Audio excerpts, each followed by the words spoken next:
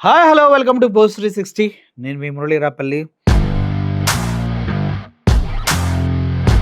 చంద్రబాబు నాయుడు గారు 45 సంవత్సరాల రాజకీయ అనుభవం కలిగినటువంటి ఒక మహానేత.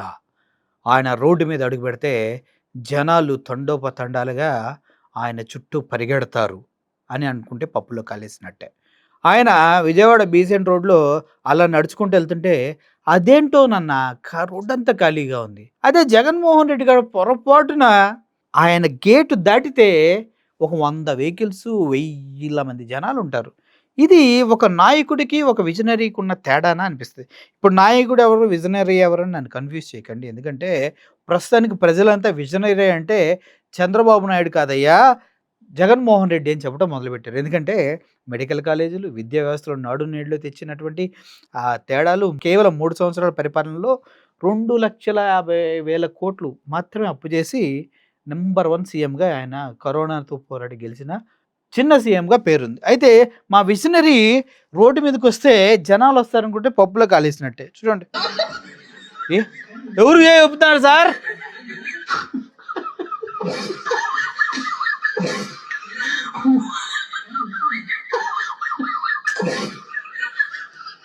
ఏదున్నా లేకపోయినా మాకు కెమెరాలు కావాలా. Camera must and should. ఎందుకంటే మా ఐటీడీపీలో ఏసుకోవాలి కదా! ఇది చంద్రబాబు నాయుడు గారు బయటకొస్తే ఆ నవ్వు సౌండ్ ఆపండయ్యా తట్టుకోలేకపోతున్నా. ఎవడో చచ్చిపోయేలా ఉన్నాడు నవ్వి నవ్వి. వ్యాక్ పాపం. మా చంద్రబాబు నాయుడు గారు బయటికెళ్తే ఇలా చేస్తారా? ఆ!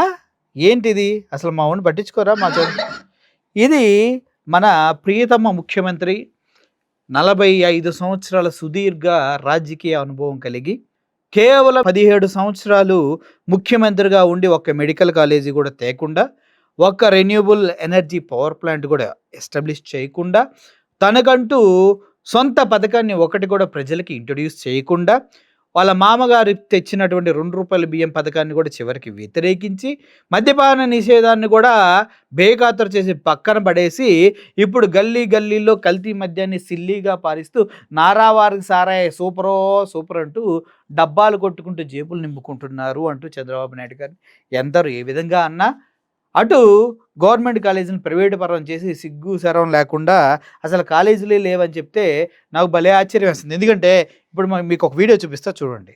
సో ఆ వీడియో నెక్స్ట్ చూపిస్తా. ఇప్పుడు తెలివైన వాడు గతంలో చంద్రబాబు నాయుడు గారు చెప్పిన ఒక మాట మీకు గుర్తు చేస్తా చూడండి. ద విషనరీ చంద్రబాబు నాయుడు గారు పిల్లలకి వాళ్ళ తల్లిదండ్రులకి ఇంగ్లీష్ విద్య గురించి ఎందుకు ఇలా చెప్తున్నారో నాకైతే అర్థం కాల. నేను బుర్ర దొబ్బిందా ఈ పెద్దాయనకి అని నేను అనుకున్నా అప్పట్లో. మరి ఇప్పుడు మీరు చూసేమంటారో ఒకసారి చెప్పండి. ఎందుకంటే విజనరీ అని చెప్పుకోవడం సరిపోదు. ఆయన రోడ్డు మీద వెళ్తుంటే ఒక్కళ్ళు కూడా రాలేదని నేనెందుకు అనుకున్నానంటే, కనీసం ఈ వీడియో చూసుంటారేమో నేను అనుకున్నా. చూడండి ఒకసారి. మీకు నాడు నేడు అన్నాడు. అన్నాడు పాపం. నేను ఇంగ్లీష్ నేర్పిస్తా అన్నాడు. అవును. ఇంగ్లీష్ చాలా పెద్ద తప్పు చేశాడు సార్. పిల్లలకి ఇంగ్లీష్ నేర్పిస్తాను కదా. అని కొండ నాలుగు మందేస్తే ఉండ నాలుగు పోయింది. కొండ నాలుగు ఎక్కడుంది, ఉన్న నాలుగు ఎక్కడుంది సార్? మీకు అసలు ఎటంటే అడి తిరిగే దొంగ నాలుగు కదా ఉంది అంటూ చాలామంది అంటున్నారు సార్. ఆలోచించుకోండి. చూడండి. దీనివల్ల ఏమవుతుంది, రేపు మన పిల్లలంతా కూడా ముద్దబ్బాయిలుగా తయారవుతారు.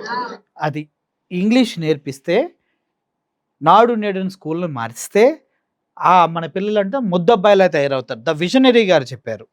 దానికి పాప మీ అమ్మాయి ఏం చెప్తుందో వినండి ఒకసారి. Conversation జరిగింది between me and a politician. He said, people at the top will never want you to be smart. మీరు స్మార్ట్ అవుతే అది ప్రాబ్లం అవుతుంది వాళ్ళకి. So the more dumb and stupid you are, the better it is for them to rule over you. అందుకే ఏమంటుందంటే ఆవిడ, ఒక politician తనకు చెప్పాడంట, ప్రజలు ఎప్పుడు డమ్ అండ్ స్టూపిడ్గా ఉండాలి. అంటే ఏమి మాట్లాడే శక్తి కానీ, ప్రశ్నించే తత్వం కానీ వాళ్ళు పెరగకూడదు. వాళ్ళు తెలివిగల వాళ్ళు ఎవరైనా ఎదుటివాడు చెప్తే వాడు నమ్మేయాలన్నమాట.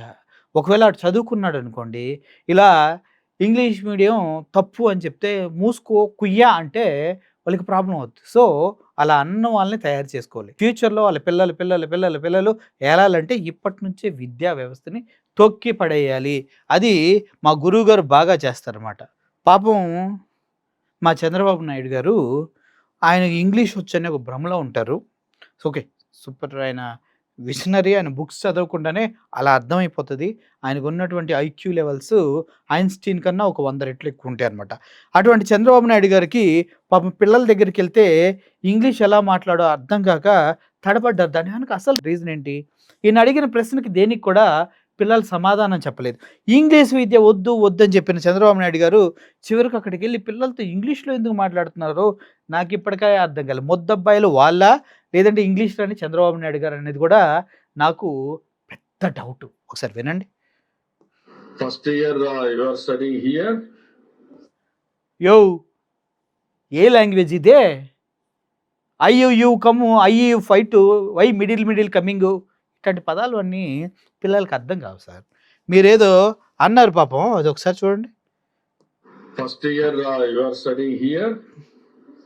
First year you are studying here. Sir English నేర్పించండి సార్ పిల్లలకి. వాళ్ళకి రావట్లా. మీరు మీ ఇంగ్లీష్ వాళ్ళకి అర్థం కావట్లా. The way you pronounce, the way you present అనేది వాళ్ళకి అర్థం కావట్లేదు. మీ యొక్క అంతర్గతం వాళ్ళకి అర్థం కావాలంటే మీ ఇంగ్లీష్ నేర్పించాలి. తొక్కలో ఇంగ్లీష్ ఏదో నేర్పిస్తున్నారు చూడండి వాళ్ళు. First year you are studying here. First year you are studying here. First year you are studying here. Very good. So చూశారు కదా, పాపం చంద్రబాబు నాయుడు గారు కష్టపడి ఆ ఇంగ్లీష్ మాట్లాడుతూ ఉన్నారు. వాళ్ళకి అర్థం కావట్లేదు. ఆ అమ్మాయేమో పక్కన లెక్చరర్, టీచర్. ఓకే.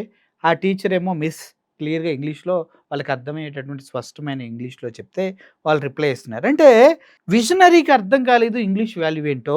ఇంగ్లీష్ రాకుండానే ఇంగ్లీష్ మాట్లాడితే వాళ్ళకి అర్థం కాదని పాపం ఆయనకు తెలియలేదు.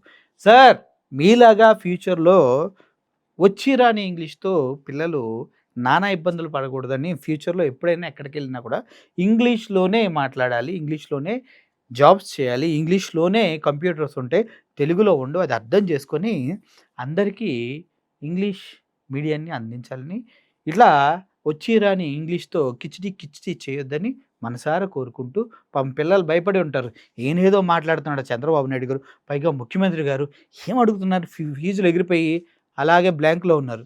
ఆ మిస్ అడిగిన తర్వాత రిలాక్స్ అయ్యాడు. ఓ అమ్మ ఈయన అడిగింది ఇదా అని పాపం వాళ్ళు రిలాక్స్ అయిపోయారు. నిజంగా చెప్పాలంటే ఓటుతో పోయేదాన్ని గొడ్డలతో నరికినంత పని చేశారు చంద్రబాబు నాయుడు. మీ పిల్లలు అలా కాకుండా మంచిగా చదువుకుంటే ఫ్యూచర్లో వాళ్ళు చంద్రబాబు నాయుడు ముఖ్యమంత్రి అయితే ఇలాంటి కాలు జారే వ్యవహారాలు ఉండవు అనమాట. అర్థమైంది కదా. Thank you for watching this video. మీ పిల్లల్ని అందరినీ మంచిగా చదివించుకోవాలని మనసారా కోరుకుంటూ సెలవు తీసుకున్నా. Thank you so much.